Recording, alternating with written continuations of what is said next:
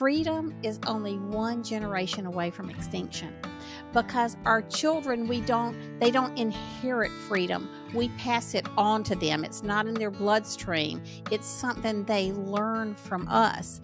And if we don't teach our children, Ronald Reagan said, in our later years, we'll be sitting on our porch telling our grandkids what it was like when America was free. You are absolutely correct when you say that we are, very close to where at any time we can lose our freedoms. And it is so important that you know who your lawmakers are and that they know who you are.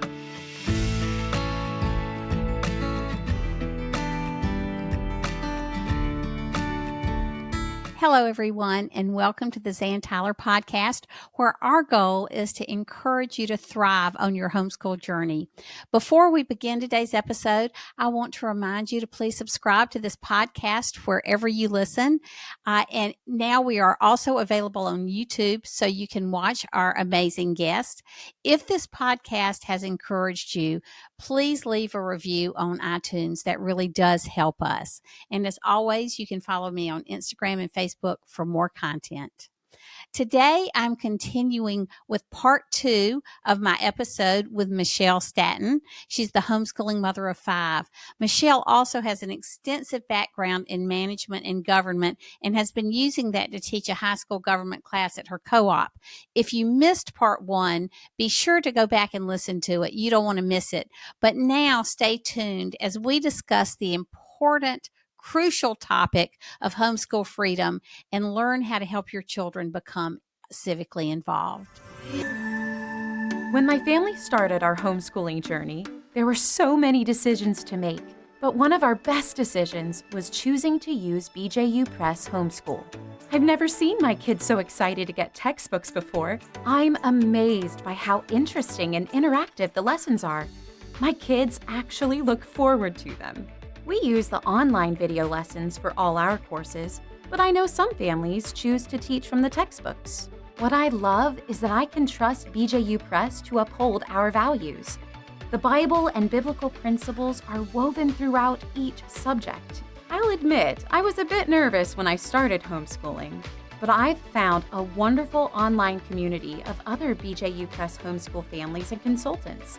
The Homeschool Hub also makes my job easier. I can set up our schedules and rearrange them with just a few clicks. On the dashboard, I can see each of my kids' progress, and the assignments page shows me quickly what's ready for me to check or grade. I'm glad my son's biology assignments are automatically graded. BJU Press Homeschool has given us the tools and confidence to homeschool our children. For more information, do what I did and visit the BJU Press Homeschool website or talk with your local HomeWorks consultant. So tell us a little bit about the app you and your husband, and I think another couple, have worked on together, because I know you're all about community and homeschooling. Yes. Well, so Lauren and Andre Bordeaux, it was Lauren's genius idea. And she's a fellow homeschool mom, and we were friends, and we were in the same Bible study group. And one time we had them over for dinner, and they were like, we've got to tell you about this idea we had. And, as I mentioned before, homeschool families tend to do everything by word of mouth. You have to know people, and where are all these things? And there's no directory for that kind of thing. And she had this idea of, what if we come up with an app where it will serve as a directory, and you can look up where are your classes and your co-ops, what's available in your local area, your sports and your conventions and all of these kind of things. And I thought, that is genius. That is so genius. And I thought, I've got to be a part of this. This is just the best idea I've ever heard. And so we all have kids. We all have small kids. And we have older ones, a little bit older, but they've got little ones. And so we're all juggling this at the same time, but we are working together as a group. The 4 of us have joined forces to try to build this app and to spread it across the nation. And so it has released nationwide, Homeschool HQ, and it's not a space between the homeschool and the HQ. Some people are like, I can't find it. Well, that's because you're probably putting a space between there. It's all one word. And it's on Google Play, it's on Apple. But it is just been released nationwide, a little bit like YouTube, where YouTube doesn't go out and make the videos themselves. It's user populated. the same thing is with our app. It's user populated, and you can input all the stuff that you know. Other people are inputting what they know, and then you can easily find what is in your area, and has contact information for those things. It gives a little description of when they meet, what age groups it's for, and that kind of thing. And it's just been fantastic. People love the idea. It's and eventually we want to build it out to where we really are your one-stop shopping for homeschooling. We're working on right now expanding to where we can work with co-ops so that co-ops can do all of their administrative stuff within the app. And we have teacher ID cards on there, and we want to be, where we can connect tutors with families who need tutors. And we want to eventually have another phase that'll be coming down the pike is where you can buy and sell used curriculum on there. We would also like to eventually do something with where you can have chat rooms if you wanted to create chat rooms like for field trip group or what have you, and you can talk to, whoever you want in a group. So there's all kinds of different things that we're working on building, and while we're raising our families and doing our full-time jobs. So, but it's been such a fun time. And we went to the HEAV convention. We've been going to all these different conventions up and down the East Coast, and people just love it. I mean, they really love this idea, and they're excited about it. So that is great. Well, listen, I know that we have already spent a lot of time talking, but I really want to talk to you about one more thing, and that is homeschool freedom and why it's important for families to be involved with state organizations or legislatively. I hear so many people, Michelle, say, now that so many people are homeschooling, surely we don't have to worry about having our freedom stepped on. Homeschooling, they don't know a day when there wasn't homeschooling freedom. And they don't understand that sometimes we're only a lawsuit or a bad law away or a treaty from losing our parental rights and our freedom to homeschool, or at least having it made so much more difficult. So I just from your background, working with your dad, being involved legislatively, talk to me for a little bit about the value of having your family involved a little bit in the legislature. It can be a little bit. It can be going to Capitol Day one day a year, but you need to know your representatives and senators so they can put a face with the idea of homeschooling. Absolutely. Well, I can tell you that, a lot of times people feel like, well, their voice doesn't matter all that much. But the reality of it is, so when my father was in the Senate, he represented 500,000 people in the Senate. And so you would assume that when an issue came forward, that, we probably were getting thousands and thousands of emails or messages, letters and phone calls and such. But the different issues that would come up, different bills that would come up, it's not much more than like 8 people would contact you on a bill. And that's really about it. Isn't that amazing? That's amazing. It is. Now, unless it was an animal bill, I got to tell you, if it was an animal bill, you got slammed with like 800 emails. But that's really what we need to be. We need to be the animal people. We need to be homeschooling should rival a pet bill, talking about neutering cats or what have you. Because I tell you, we would get messages from other countries talking about, the way you treat your foxes and I think. But that's what we need to do. Right. So homeschoolers have the power because we have the freedom and the ability to affect the campaigns and legislation probably more than anybody else. Mm-hmm. Because we can pull together a group of people just like that.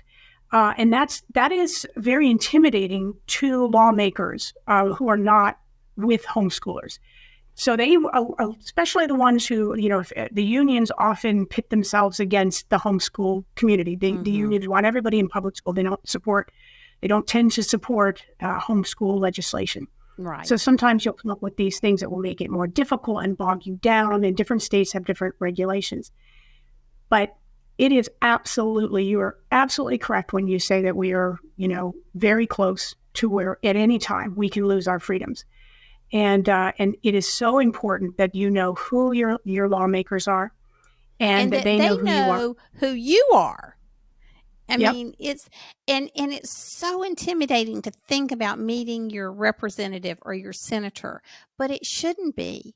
Make an appointment in a district office, or go go to Richmond, or go to your state capital and ask to have a meeting. It doesn't have to be long.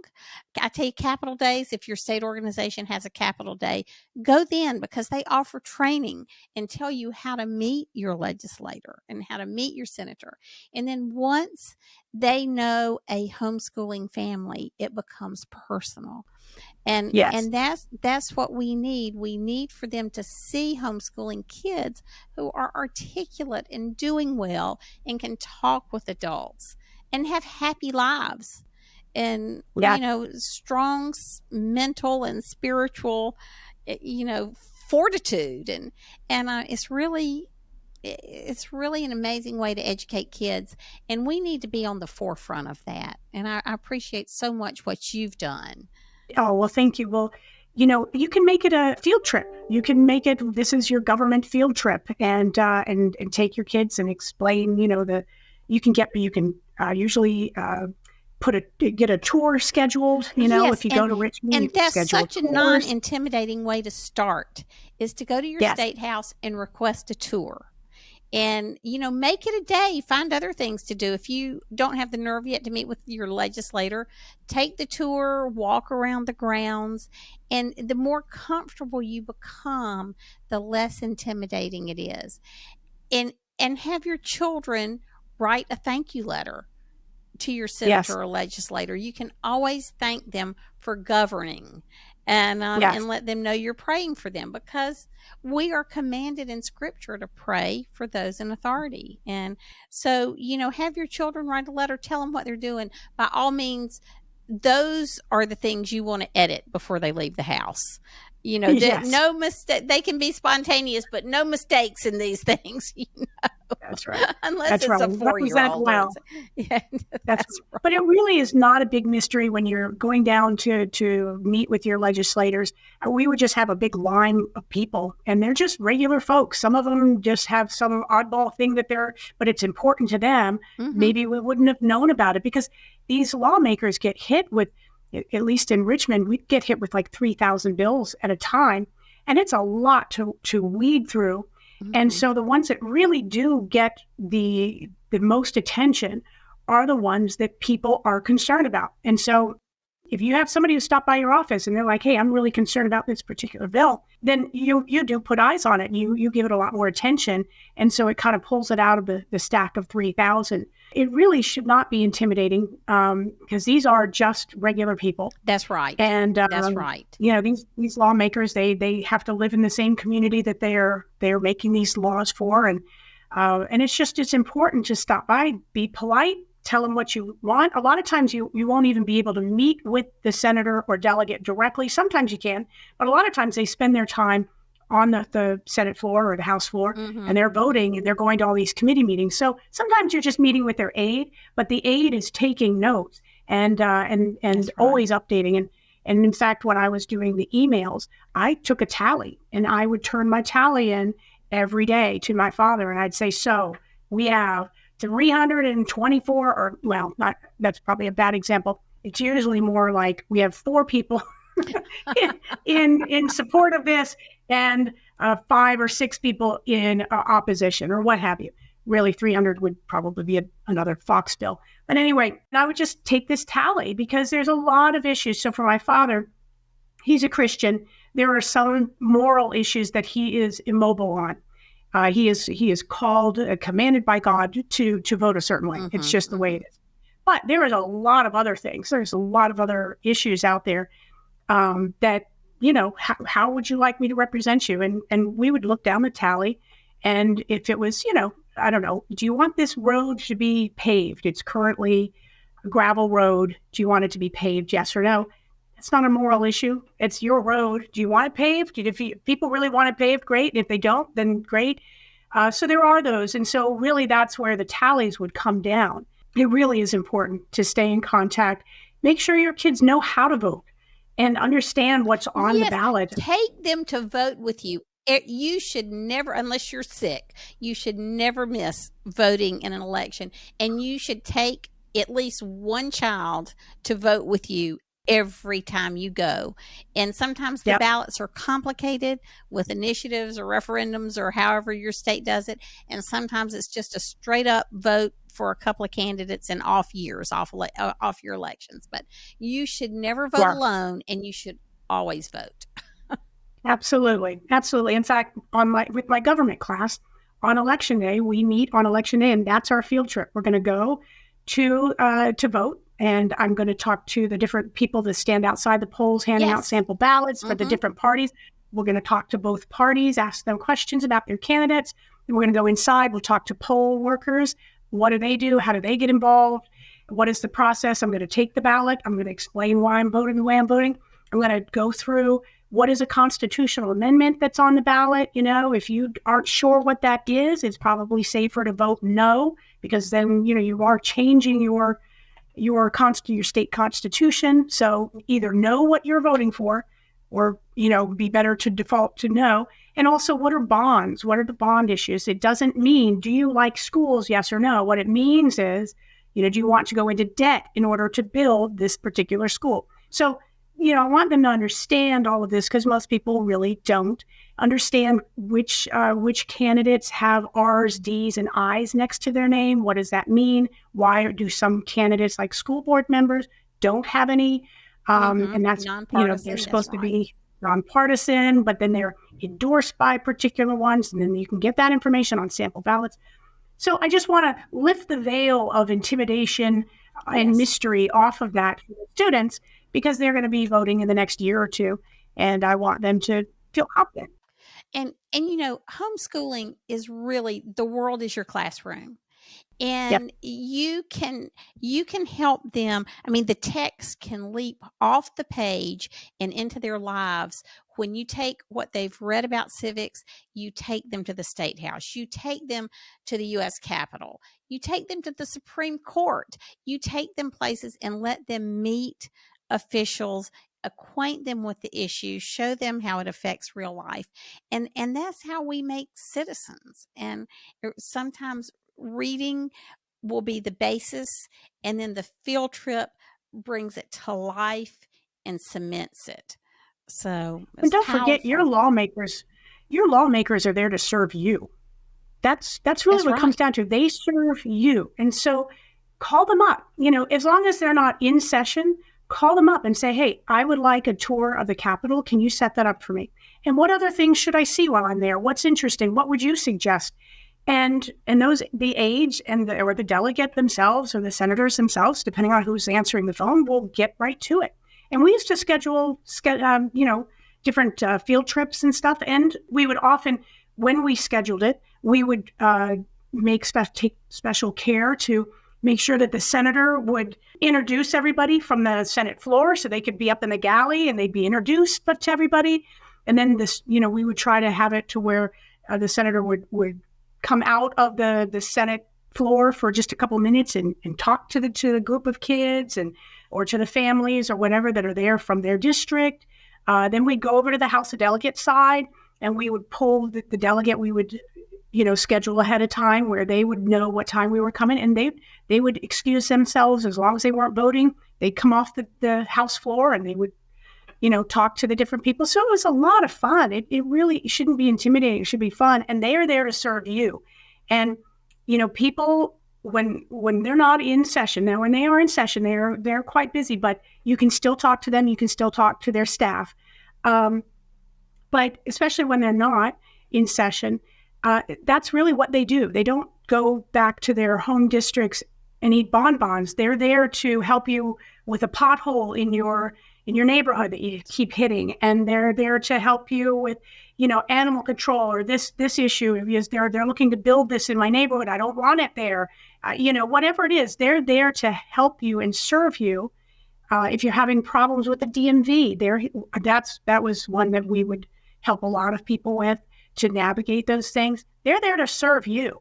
And so that you should really have that mindset that I want to give you the opportunity to serve me. and not, oh gosh, there's somebody powerful or something. That's right, because it is government by the people for the people. And we lose that grassroots mentality sometimes. So one other thing, Michelle, is like you've had so much experience working with your dad. My kids, my sons especially, grew up with me at the State House because we were fighting for homeschooling freedom for 8 years. And I was threatened with jail by the state superintendent in 1984. And I just remember, I would come home and cry sometimes because my boys had been at the State House one more day and there were work pages that didn't get done. And yet I look at the way the Lord, use those things to educate them in a way that I never could when they were in high school. And this is not hard. Every state is different. So mainly the legislative aides were relegated to college students, but because they were so familiar with everything legislative, they both worked. It was a paid position as high schoolers.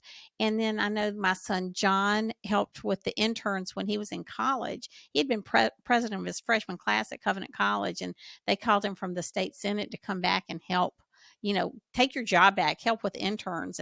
And John said, Mom, that's real life. What I was doing at college was great, but it was, he just transferred.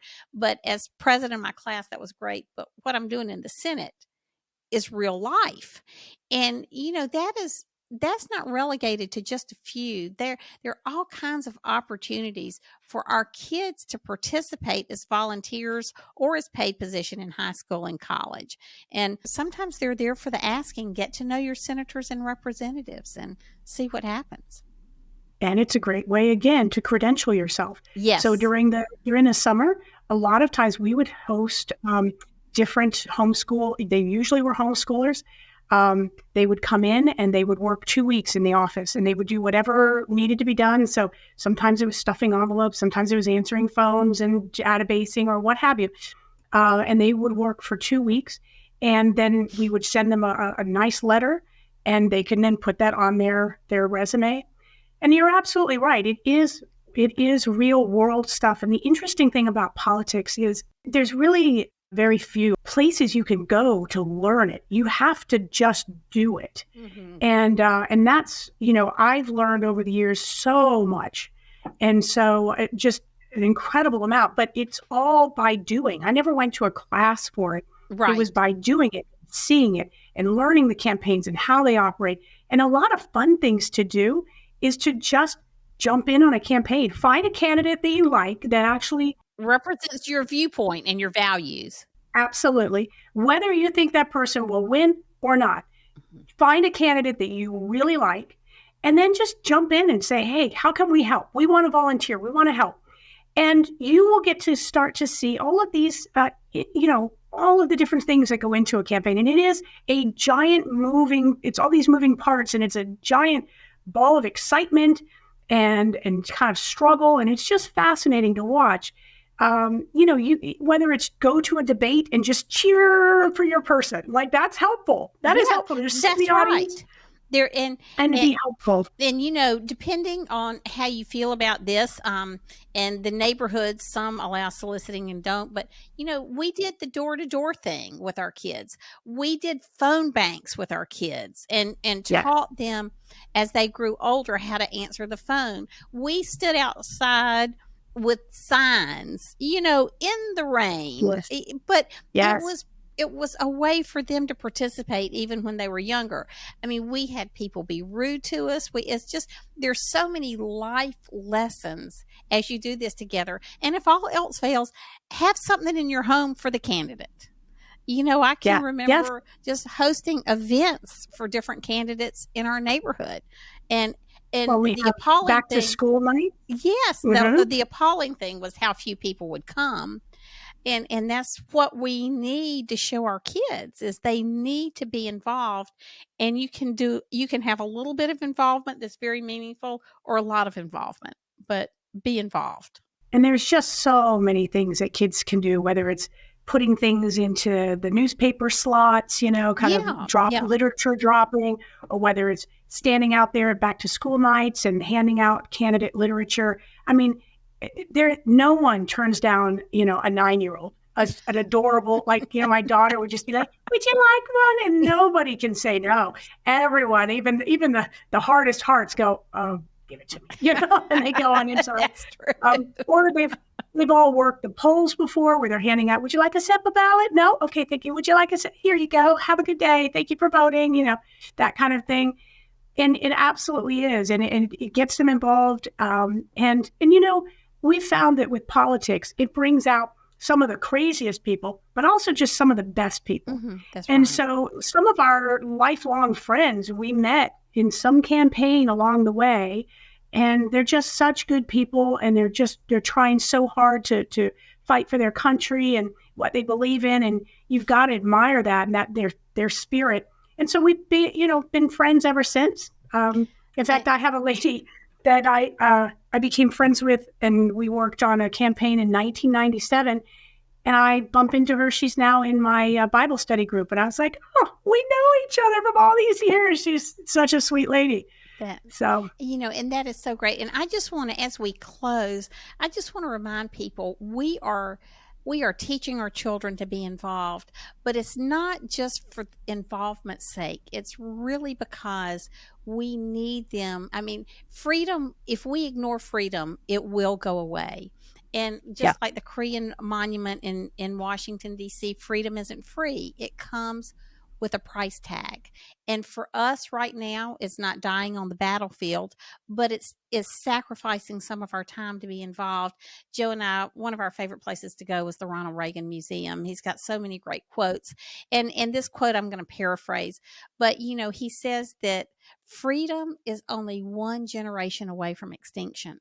Because our children, they don't inherit freedom. We pass it on to them. It's not in their bloodstream. It's something they learn from us. And if we don't teach our children, Ronald Reagan said, in our later years, we'll be sitting on our porch telling our grandkids what it was like when America was free. And so we have a responsibility to get them involved, but the reason for the involvement is so that they become lovers of freedom, and they become protectors of freedom and initiators of freedom. And freedom was God's idea. I mean, liberty and justice for all is a biblical concept. And so we just want our children to be those people who grow up to do good things for their culture and their communities. Yes. And there's nothing that drives me more nuts than hearing people, and I've heard this so often over the years, where they say, well, I don't really want to get involved in politics. It's just, it's so dirty, or, it's so ugly, or what have you. When you concede that ground to the ugly, then you are removing good people and saying, well, the people who will then change our laws and shape our lives are people who are doing the ugly that you don't like. You have to get involved. It should be absolutely the opposite of that. If you think that it's ugly, get in there and change it. That's the only way it will change, is when good people step up and get involved. The reason that it's ugly is because we have pulled out and said, oh, I don't want to get my hands dirty with that stuff. That's just for somebody else. Mm-hmm. And there's only so many of us who can do the heavy lifting. And it needs to be more people. We have to have more people. That's right. Well, Michelle, it has been so great to have you. We've covered so many fun, exciting, terrifying topics at times, but thank you for being here. Tell people how they can find you. I know you've talked about the app, but tell people how they can find you and find the app one more time. So it's just the app. I don't have a, public social media or anything like that, but it's Homeschool HQ, and you can get that on Google Play or on Apple, and you can contact us, through that. Okay. And I just want to thank everyone for listening, viewing us today. Our goal really is to help you thrive and help your children thrive on their homeschool journey. You can find me at zantyler.com. You can leave a comment about the podcast. We want to know what you like, what you disagree with. But most of all, we just want to journey together in this exciting adventure called homeschooling. Thanks so much. God bless, and we'll see you next time.